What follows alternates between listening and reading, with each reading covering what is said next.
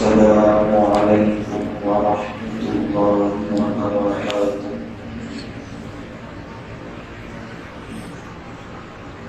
الحمد لله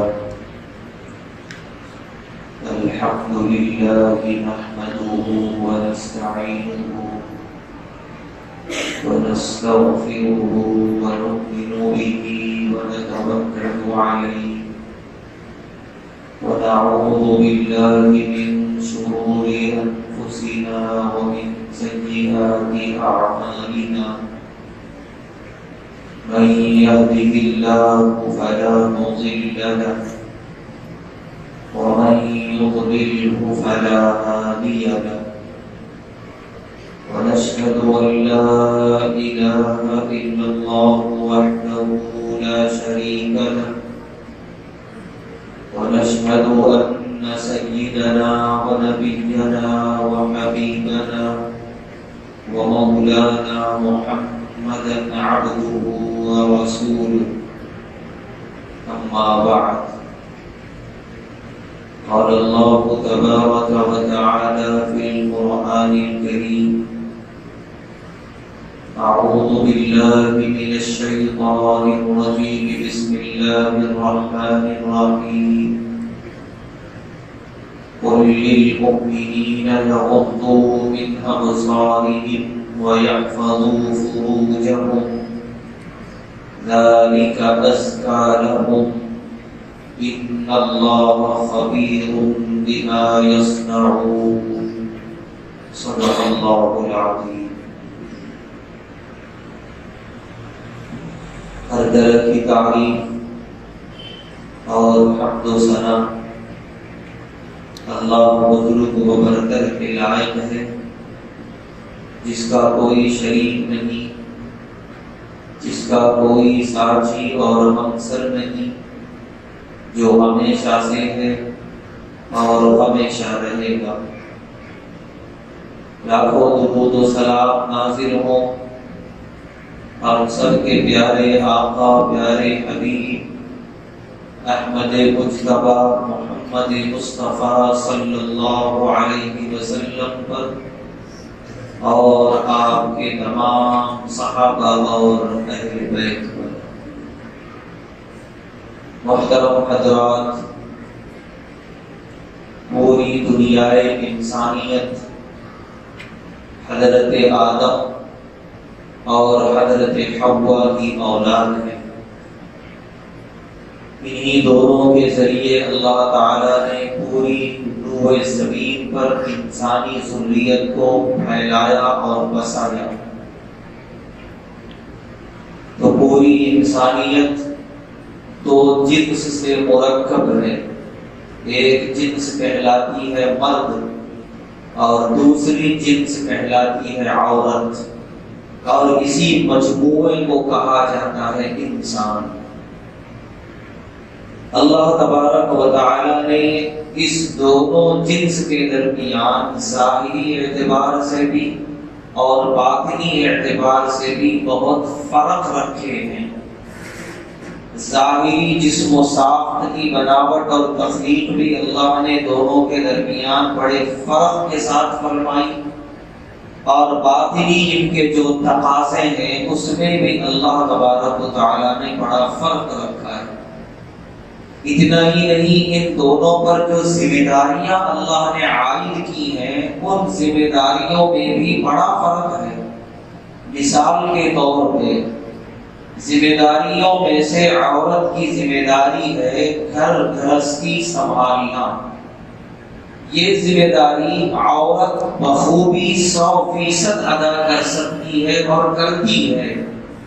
لیکن اگر کہیں اس کے برعکس کوئی مرد یہ ذمہ داری لے تو یہ مشکل ہی نہیں، ناممکن ہے. گھر کا سنبھالنا، بے شک گھر چل جائے گا، زندگی گزر جائے گی، لیکن گھر کو جس انداز سے لے کے چلنا ہے یہ صلاحیت اللہ نے عورت کے اندر رکھی ہے، مرد کے اندر نہیں رکھی. مرد کو اللہ نے گھر کے باہر کی ذمہ داریاں دی ہیں جس میں 100% وہ اس کا مستحق ہے، اس کا حقدار ہے. یہ صرف ایک مثال دی گئی. ورنہ جتنے حقوق ہیں مردوں پر اور عورتوں پر یہ دونوں کے الگ الگ ہیں اور دونوں اپنے اپنے حقوق ادا کر سکتے ہیں۔ لہذا دنیا میں جو یہ نعرہ لگاتا ہے یا لگائے قیامت تک کہ دونوں برابر ہیں، دنیا کا سب سے بڑا جھوٹا ہے۔ اس سے کہو کہ یہ چیز تم اپنے گھر سے ثابت کر کے بتا دو کہ مرد اور عورت دونوں برابر ہیں، دونوں مساوی ہیں، دونوں کو آزاد چھوڑ دو گھر کے باہر۔ یہ دنیا کا سب سے بڑا جھوٹا ہے، بلکہ وہ ایسا جھوٹ بول رہا ہے، خود جانتا ہے کہ میں جھوٹا ہوں، یہ کام میرے گھر میں نہیں ہو سکتا، تو دنیا والے کیسے یہ کر سکتے ہیں؟ تو لہذا دونوں میں بڑا فرق رکھا ہے اللہ تعالیٰ نے۔ چنانچہ انہی فرق میں ایک فرق یہ بھی ہے کہ اللہ تعالیٰ نے محرمات اور نامحرموں کی فہرست بنائی ہے قرآن کریم میں۔ دور جاہلیت میں یعنی اسلام کے آنے سے پہلے اس طرح کا کوئی فرق نہیں تھا، کوئی تمیز نہیں تھی، کن عورتوں سے نکاح حلال ہے، کن سے حرام ہے، کون محرمات ابدیہ میں داخل ہے، کون نہیں ہے، نہ وہ جانتے تھے، نہ اس کی کوئی تمیز تھی ان کی زندگی میں۔ لہذا ان کے یہاں نکاحوں اور اس طرح کی شادیوں کے جو رواج تھے وہ بغیر کسی نظام کے، بغیر کسی قانون کے، یعنی لاقانونیت کا شکار تھے۔ الگ انداز میں بس زندگیاں گزر رہی تھی مرد و عورتوں کی۔ یہی وجہ ہے کہ اختلاط تھا، کوئی اجنبی کسی کے گھر میں داخل ہو سکتا تھا، پردے نام کی کوئی چیز نہیں تھی، محرم اور نامحرم کا تصور نہیں تھا۔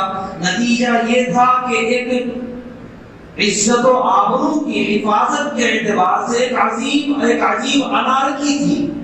عزت و آبرو کی حفاظت کسے کہتے ہیں وہ جانتے نہیں تھے وہ لوگ، نہ نگاہیں محفوظ، نہ دل محفوظ، نہ عزت و آبرو محفوظ، ایک طرح کا بالکل انارکی اور ظلم اور شیطانیت کا دورہ تھا۔ جب اسلام آیا اور پیارے نبی صلی اللہ علیہ وسلم اسلام کو مدون فرمایا اس روئے زمین پر، تو آپ نے جو بہت ساری تبدیلیاں کی پوری انسانی زندگی میں، اس میں بہت بڑی تبدیلی یہ کی کہ مرد و عورت کی زندگی کے قانون مرتب کیے، دونوں کے حقوق مرتب کیے، اور پھر عورتوں میں محرم اور نامحرم کی فہرست بنائی قرآن کریم کے ذریعے پیارے نبی صلی اللہ علیہ وسلم نے، اور پھر پورے انسانی معاشرے کو ایک قانون اور ایک نظام کے تحت منظم کیا، مرتب کیا۔ وہ جو ایک لاقانونیت کا شکار تھی انسانی زندگی، کوئی پردہ اور عزت و آبرو کی حفاظت نام کی کوئی چیز نہیں تھی، ان سب کو معاشرے سے ختم کر دیا۔ چنانچہ سورہ نساء میں پوری آیتیں اللہ نے نازل فرمائی کہ کون ہے جو ہمیشہ کے لیے جن سے تمہارا نکاح حرام ہے، حرمت علیکم امہاتکم وبناتکم واخواتکم، پوری آیت ہے کہ تم پر حرام ہے تمہاری مائیں، تمہاری بیٹیاں، تمہاری بہنیں، تمہاری رضاعی ماں جنہوں نے تمہیں دودھ پلایا ہے، تمہاری سوتیلی بیٹیاں، تم اگر خسر ہو تو تمہاری بہویں، یہ سب تمہارے لیے حرام ہے۔ پوری فہرست اللہ تبارک و تعالیٰ نے پیش فرما دی۔ پھر اس کے بعد آگے اللہ نے فرمایا دوسری تیسری آیت میں وَأُحِلَّ لَكُم مَّا وَرَاءَ ذَلِكُم، کہ یہ جو محرمات ہیں اب ان کے علاوہ جو عورتیں بچ گئی دنیا میں وہ تمہارے لیے اجنبیہ ہیں، ان سے تمہارا نکاح حلال ہوگا، اور اگر وہ تمہارے نگاہ میں نہیں ہے تو وہ نامحرم ہے تمہارے لیے، تمہارا ان کو دیکھنا، ان سے کسی بھی طرح کا ربط رکھنا جائز نہیں ہے، حرام ہے۔ یہ مرتب کیا یہ قانون پیارے نبی صلی اللہ علیہ وسلم نے، تاکہ عزت و آبرو کی حفاظت ہو، مرد کی بھی نگاہ محفوظ رہے، اس کا ذہن و دماغ پاکیزہ رہے، عورتوں کی عزت و آبرو اس کا ظاہر و باطن محفوظ رہے، اور جس معاشرے میں یہ رہ رہے ہیں وہ مرد و خواتین، وہ معاشرہ باحیا معاشرہ بن کے دنیا کے سامنے۔ اور پیارے نبی صلی اللہ علیہ وسلم نے ایک محنت کے بعد ایسا معاشرہ بنا کے پوری دنیا کے سامنے پیش کیا کہ جس میں عورتیں انتہائی محفوظ، مردوں کے دل و نگاہ انتہائی پاکیزہ، اور اس کی وجہ کیا تھی؟ یہ قانون، یہ حقوق، اور یہ ایک دوسرے کی رعایت اور حفاظت۔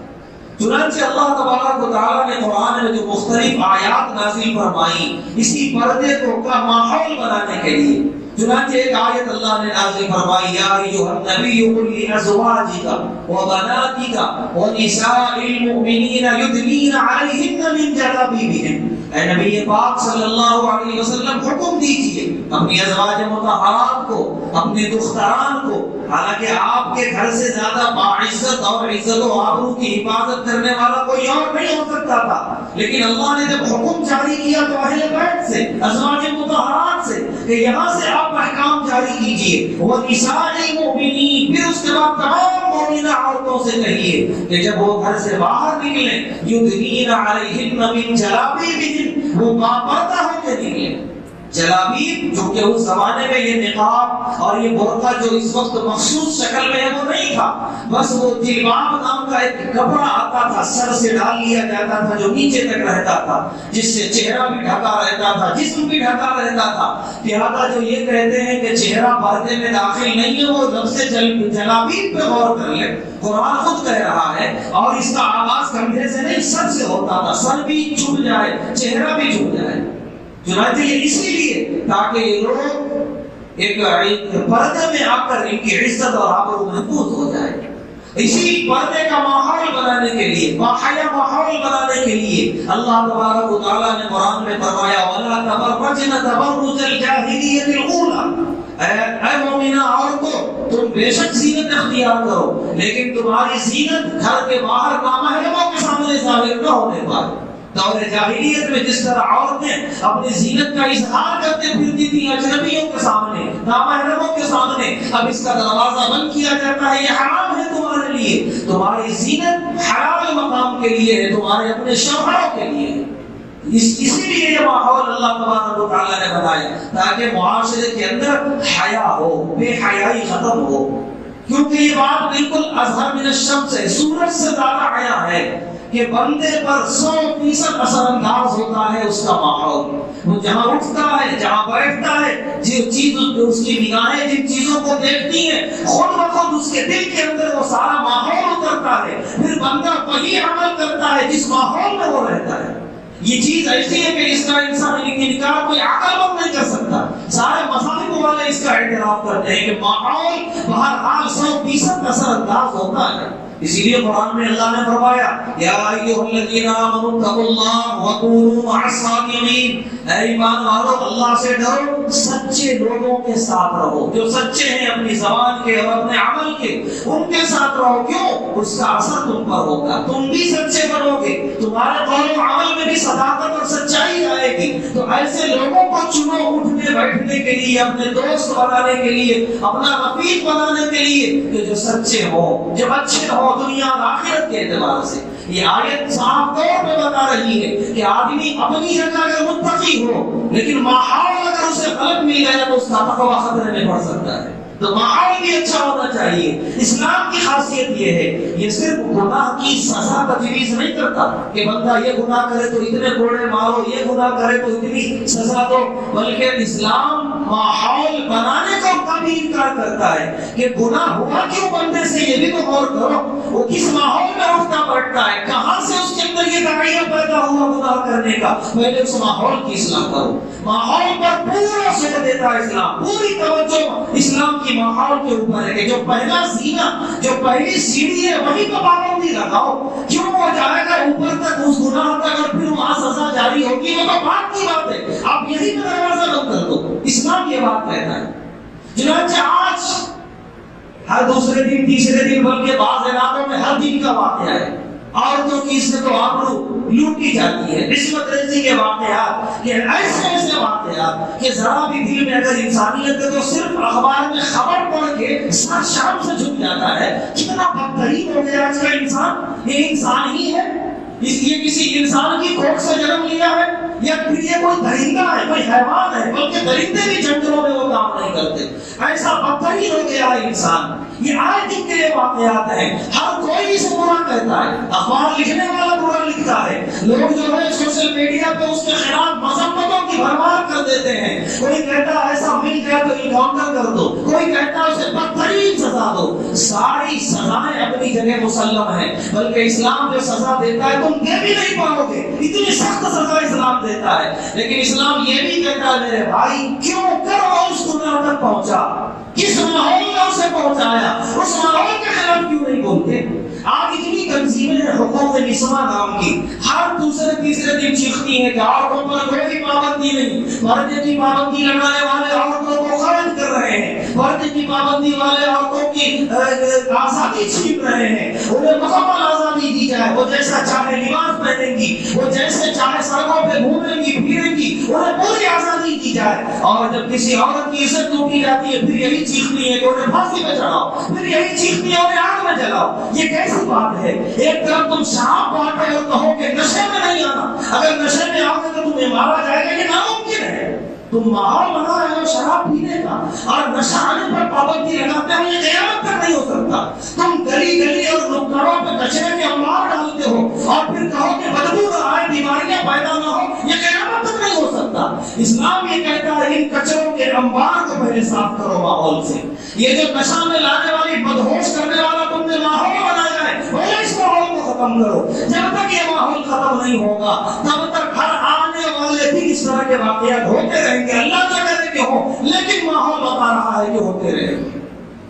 مجرم جاتا ہے جیل میں، سزائیں ملتی ہے یا نہیں ملتی ہے اللہ عالم، اس کے آنے سے پہلے 10 مجرم اور تیار ہیں، وہ 10 مجرم جا رہے ہیں، 100 مجرم تیار ہو گئے۔ اس طرح کے واقعات بڑھتے چلے جا رہے ہیں، عورتوں کی عزت و آبرو غیر محفوظ سے غیر محفوظ ہوتی چلی جا رہی ہے۔ وجہ کیا ہے؟ ماحول کو بدلنے کے لیے نہ ہم تیار ہیں، نہ حکومت وقت تیار ہے، نہ یہ حقوق نسواں نام کی جو تنظیمیں ہیں وہ تیار ہیں۔ صرف مجرم کو سزا دو، مجرم کو سزا دو، سزا ہی کچھ نہیں ہوتی جب تک کہ ماحول صحیح نہ کیا جائے۔ اسی ماحول کو بنانے کے لیے قرآن میں اللہ نے یہاں تک فرمایا ان اتقیتن فلا تخضعن بالقول فیطبع الذی فی قلبہ مرض۔ اے مومنان عورتوں یاد رکھنا، اجنبیہ سے اگر تمہیں بات کرنے کی نوبت آ جائے وقت ضرورت، کسی اجنبی سے، نامحرموں کو اجنبی سے بات نہیں کرنا ہے، وہ سارا معاملہ مرد سنبھالے کہ اگر کہیں پر نوبت آ رہی ہے کسی عورت کو اجنبی سے بات کرنے کی، درمیان میں مرد ہوگا کوئی محرم، لیکن کوئی ایسی مجبوری پیش آ گئی کہ براہ راست ایک خاتون کو کسی اجنبی سے بات کی ضرورت پڑ رہی ہے، قرآن کہہ رہا ہے کہ دیکھو اپنی آواز میں لچک پیدا کر کے بات مت کرو، اپنی آواز میں سختی پیدا کرو، تھوڑا کاخت لہجے میں بات کرو تاکہ اس کا دماغ درست رہے کہ نہیں اس خاتون سے بات کرنا کوئی آسان کام نہیں ہے، یہ بہت ٹیڑھے انداز میں بات کرتی ہے۔ حالانکہ وہ قرآن جو اپنی زبان میں مٹھاس لانے کا حکم دیتا ہے، وہ قرآن جو اخلاق کے ساتھ ملنے کا حکم دیتا ہے، وہی قرآن عورت سے کہہ رہا ہے کہ یہاں یہ سب آیا تھا تم تیز و تند لہجے میں بات کرو اجنبی سے تاکہ شیطان کو موقع نہ ملے اس کے دل میں کوئی مرض کوئی بیماری پیدا کر لے۔ یہ قرآن کیوں اس نے حکم دیا؟ تاکہ ماحول حیا والا بنا رہے۔ یہ لچکدار گفتگو اور یہ اس طرح کا کردار یہ بے حیائی والا ماحول بنانے کے لیے حوصلہ دے گا اور یہ موقع فراہم کرے گا۔ قرآن کریم نے اتنا ہی نہیں کہا بلکہ سورہ نور میں اللہ نے فرمایا وَلَا يَضْرِبْنَ بِأَرْجُلِهِنَّ لِيُعْلَمَ مَا يُخْفِينَ مِنْ زِينَتِهِنَّ کہ ایک عورت اگر چل رہی ہو گھر سے باہر، اگر اسے وقت ضرورت نکلنا پڑے تو اس کے پیروں میں جو چپل ہے وہ اس طرح نہ چلے کہ اس چپل کی بھی آواز آئے اور نامحرموں کے کانوں تک پڑے، جس کی وجہ سے شیطان نامحرموں کو متوجہ کرے اس اجنبیہ کی طرف صرف اس آواز کی وجہ سے۔ لہذا وہ ایسے چپلوں کا انتخاب کریں جس میں آواز نہ ہو۔ اور یہاں تک حدیث میں پیارے نبی صلی اللہ علیہ وسلم نے فرمایا کہ اگر پیروں میں ایسا زیور ہے عورت کے جس میں آواز پیدا ہو سکتی ہے تو گھر کے باہر وہ ایسا زیور پہن کے نہ نکلے، وہ گھر کے اندر پہنے، اپنے شوہر کے لیے پہنے، نامحرموں تک اس کی آواز نہ جانے پائے۔ وَلَا يَضْرِبْنَ بِأَرْجُلِهِنَّ لِيُعْلَمَ مَا يُخْفِينَ مِنْ زِينَتِهِنَّ اس کی جو مخفی زینت ہے وہ آواز کے ذریعے ظاہر نہ ہو نامحرموں پر۔ بلکہ یہاں تک فرمایا پیارے نبی صلی اللہ علیہ وسلم نے کہ جو عورت خوشبو لگا کے گھر سے باہر نکلتی ہے اور اس کی خوشبو نامحرموں تک پہنچتی ہے، ایسی عورت جنت کی خوشبو بھی نہیں پائے گی، جنت میں داخل ہونا تو دور کی بات۔ ان تمام آیتوں سے اور احادیث سے کیا بات معلوم ہوئی؟ بس یہی اسلام یہ چاہتا ہے حیا دار ماحول بنے اسلامی معاشرے میں. ایک عورت کو گفتگو کی ضرورت پڑے تو اس کی گفتگو ایسی ہو کہ اس میں حیا ہو، بے حیائی کا کوئی دروازہ کھولنے نہ پائے. ایک عورت گھر سے باہر نکلے بوقت ضرورت اس کے چال چلن میں حیا ہو، اس کی زیورات با حیا ہو، آواز صاحب نہ ہو رہی ہو، کوئی ایسی خوشبو نہ ہو کہ جس سے نامحرم اس کی طرف متوجہ ہو، اس کی چال چلن میں، اس کی رفتار میں، اس کے آنے جانے میں حیا جھلک رہی ہو، بے حیائی کا کوئی عنصر نظر نہ آ رہا ہو. یہ ساری باتیں اور یہ ساری آیتیں قرآن کریم میں نازل فرمائی کہ ایک طرف عورتوں کو یہ تمام تر ذمہ داریاں دے دی کہ تم اس طرح اپنی آواز کا پردہ کرو، اپنے جسمانی ساخت کا پردہ کرو، اپنی زیورات کا پردہ کرو، اپنی خوشبوؤں کا پردہ کرو. اس کے بعد فرمایا پیارے نبی صلی اللہ علیہ وسلم سے جب عورتیں اتنی باپردہ ہو جائیں اس کے بعد اب اگر کوئی مرد کوئی منافق اب اگر ان کی طرف نگاہ اٹھاتا ہے تو جو الفاظ ہے قرآن کے سورہ احزاب میں ملعونین اینما ثقفوا اخذوا وقتلوا تقتیلا، کوئی منافق اگر اپنی باحجاب عورتوں کی طرف غلط نگاہ اٹھاتا ہے، کوئی ایسا اقدام کرتے ہوئے پکڑا گیا، قرآن کہہ رہا قتلوا، ٹکڑے ٹکڑے کر دو اس کے جسم کے. یہ نہیں کہا گردن اڑا دو، صرف یہ نہیں کہا قتل کر دو، اس کے جسم کی بوٹیاں کر دو، ٹکڑا کر دو. اگر یہ باز نہیں آیا اور اس نے ایسی حرکت کی، لوگ کہتے ہیں کہ صرف عورتوں پر پابندی، عورتوں پر نہیں، عورتوں کو پہلے محفوظ کیا گیا، اب اس کے بعد کوئی ہم محفوظ چیز کی طرف مجرمانہ نگاہ اٹھاتا ہے. اتنی بدترین سزا قرآن نے تجویز کی کہ ان کے جسم کے ایک ایک عضو کو کاٹ کے ان کو ٹکڑے ٹکڑے کر کے پھینک دیا جائے. یہ آیت نازل ہونے کے بعد پھر مجال تھی کسی منافق کی کوئی ایسی حرکت کرتا، کیونکہ آیت نازل ہوئی تھی منافقوں کی حرکتوں کی وجہ سے. چنانچہ آیت کا نزول ہی کافی تھا، سزا دینے کی نوبت ہی نہیں آئی. ماحول جو بن گیا منافقین کی جو حرکتیں تھیں بدترین، وہ ساری کی ساری حرکتیں خود اپنی حد میں آ گئی، منافقین اپنی اوقات میں آ گئے. تو آج یہ ماحول بنا کر دیکھیں، آج ہم یہ ماحول بنا کر دیکھیں. ہر کوئی جرم کو جرم کہتا ہے، لیکن جرم کا ماحول بنانے والی یہ جو چیزیں ہیں اسے کوئی جرم کہنے کے لیے تیار نہیں. پردہ نگاہوں میں کھٹکتا ہے غیروں کے، حجاب اور نقاب نگاہوں میں کھٹکتا ہے. کیوں؟ یہ حوث پرستی پر روک لگانے کے لیے ہے. دراصل یہ شیطان کو برا لگتا ہے تو شیطان اپنے شاگردوں ان کافروں سے کہتے ہیں کہ پابندیاں لگاؤ پردے کے خلاف، پابندیاں لگاؤ نقاب کے خلاف، اور تاکہ تمہاری حوث پرستی کا دروازہ کھلے. حالانکہ دراصل یہ پردہ یہ قید نہیں، یہ حفاظت ہے، یہ فصیل ہے. جیسے کسی فصیل کو قائم کیا جاتا ہے کسی بہت اہم ترین عمارت یا اہم ترین چیز کی حفاظت کے لیے. لہذا آج آزادی نسواں کے نام پہ عورتوں کو کتنا ذلیل کر دیا گیا، اور عجیب طرفہ تماشا یہ ہے کہ عورتوں کو یہ خوش فہمی میں مبتلا کیا گیا تمہیں عزت مل رہی ہے، تمہارا نام ہو رہا ہے. ذرا اندازہ لگائیے کتنا اسلام نے جتنی عزت دی، ان کی آواز کو محفوظ کیا کہ ان کے جسم ظاہری باطنی ان کی جسمانی ساخت کو محفوظ کیا، ان کے زیورات کو محفوظ کیا. الغرض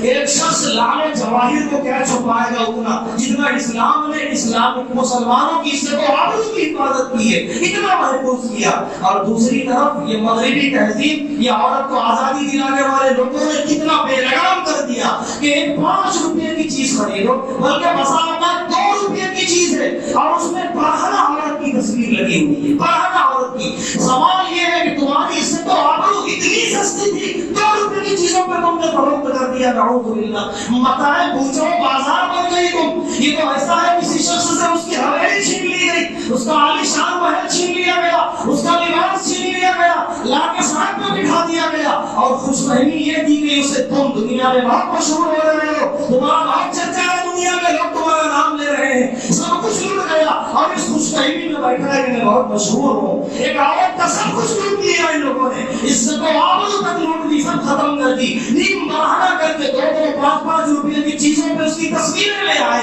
اور اسے خوش فہمی میں مبتلا کر دیا کہ تم مشہور ہو رہی ہو، تمہارا شہرہ ہے دنیا کے اندر. حالانکہ وہ بدترین طریقے سے ذلیل کر دی گئی. ان عورتوں کو سمجھایا جائے کہ اصل عزت اسلامی احکامات کے اندر ہے، اصل عزت اسلامی پردے کے اندر ہے، اور یہ جو آزادی نسواں کے نام پہ جس راستے پہ لایا جا رہا ہے یہ انتہائی ذلت والا راستہ ہے.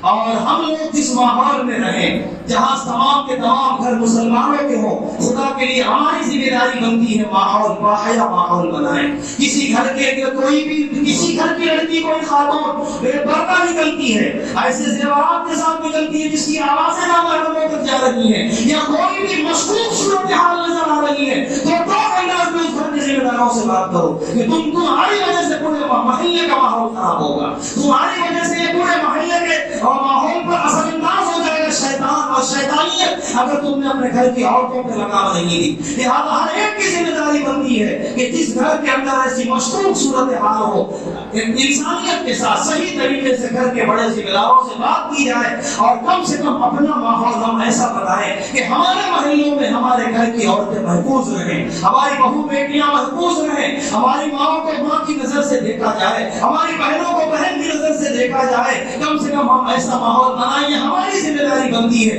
چھوڑ دیں ان محلوں کو کہ جن محلوں کا بڑی عجیب صورتحال ہے کہ جہاں کوئی حلال اور حرام نام کی کوئی چیز نہیں ہے، کوئی تمیز نہیں ہے۔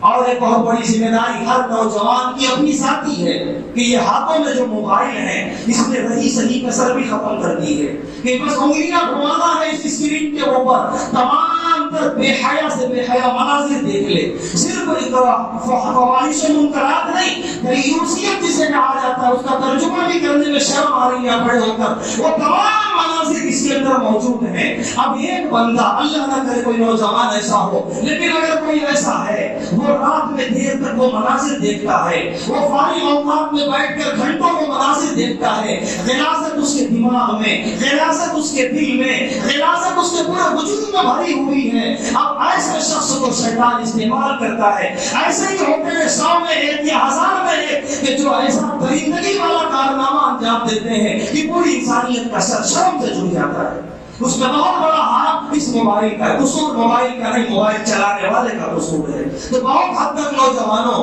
اپنے آپ کو قابو میں رکھو ان موبائل کی اسکرین کے اوپر، جتنا ہو سکے ان آنکھوں سے قرآن کریم کی تلاوت کرو، ذہن پاکیزہ رہے گا، دل پاکیزہ رہے گا، زندگی پاکیزہ گزرے گی، موت انشاءاللہ پاکیزہ آئے گی۔ اگر یہ اسکرینوں پر بہت مناظر دیکھتے رہیں گے ہمارا ظاہر و باطن غلیظ ہو جائے گا، نہ جانے زندگی کیسی گزرے گی، اللہ نہ کرے نہ جانے موت کیسی آئے گی۔ اسی لیے خدا کے لیے اب بس ضروری کام ان موبائل میں کیا جائے اور فارغ اوقات میں بیٹھ کر فواحش و منکرات سے، دیوسیت سے اپنے آپ کو، اپنی نگاہوں کو بچایا جائے۔ وہ سمجھے تو قرآن کریم کی تلاوت کر کے اپنے گناہوں کو دھویا جائے، اپنی نگاہ کو پاک کیا جائے۔ تو یہ دوسری بڑی ذمہ داری ہے موبائل کے تعلق سے، نوجوان لڑکے ہوں یا لڑکیاں ہوں، اس کا استعمال صحیح ہونا چاہیے۔ یہ ماحول ہے، اگر یہ ماحول اسلامی نقطۂ نظر سے بنایا گیا کوئی ایسا جرم ہی نہیں ہوگا، انشاءاللہ کوئی ایسا مجرم پیدا ہی نہیں ہوگا۔ اللہ تبارک و تعالیٰ سے دعا ہے اللہ تبارک و تعالیٰ ہم تمام کو